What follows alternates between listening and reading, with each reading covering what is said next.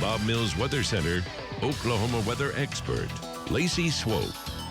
Lace, how we looking on a Wednesday? Hey, we're starting quiet this morning. We got a little fog down to the south and a severe storm up north of Tulsa, but otherwise the state is sitting pretty to kick off the day today, and it's going to be a hotter afternoon. Be prepared for it. Yesterday we had big time supercell that fired up in the New Mexico area, raced all across the panhandle. Man, produced very large hail. We've been showing you the video from our storm trackers from Marty Logan, the pictures of the big hail, telling you that because we'll have a chance for more big hail in portions of the state tomorrow. Today, we're looking good. See that light fog there on Lucky Star Sky Cam Network live from downtown. Let me show you the storm reports from yesterday. That storm took off up near New Mexico. It was one massive supercell. Had a brief tornado there in the panhandle, and then as it moved down to the southeast, had 5.5-inch hail with it, and still had some golf ball size hail as it made its way down into Mangum and Willow. Traveled about 250 miles. Now today, the risk for severe weather is very low. It's in eastern Oklahoma. This is tomorrow between 4 o'clock and midnight. The dry line sets up. A pretty potent storm arrives. It's kind of a May-like setup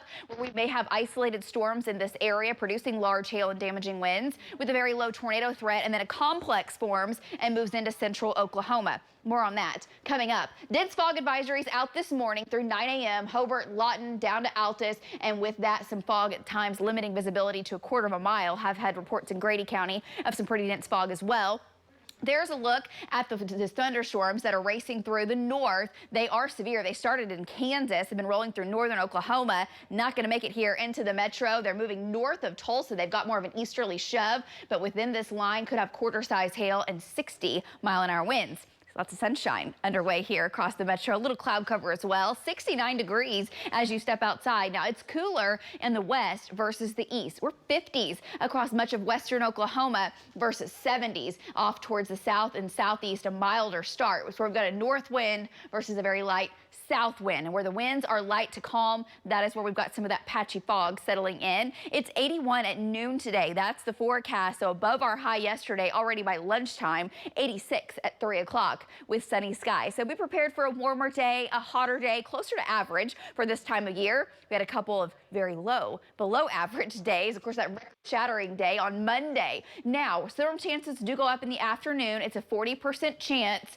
and tomorrow we're watching a storm system to the west. It's actually going to combine with the energy from this big trough settling up in the northwest. But this area of spin coming out over California and the Baja of Mexico rides the jet stream and comes across the Rockies tomorrow. And by tomorrow evening, the dry line sets up back in the panhandles. And we're looking at future instability, which is fuel for storms. You notice it's in the moderate to the high to almost the extreme category across the west and southwest, and then tapers off. The highest risk for severe weather is in the west, and I think more of a complex forms as storms move into central Oklahoma tomorrow, and they will start to weaken some. Still could be severe. So here's what future radar, future next gen could look like. 7, 8 o'clock today, a few thunderstorms in the east, could have some wind and hail with them. And then we lose the heating and we're quiet. Tonight's a quiet night. Your Thursday morning's quiet. May have some patchy fog again. And then tomorrow afternoon along the dry line, storms try to fire. Now, how many and exactly where, not completely pinned down. If we have this many storms tomorrow, we're talking big time wind and hail threat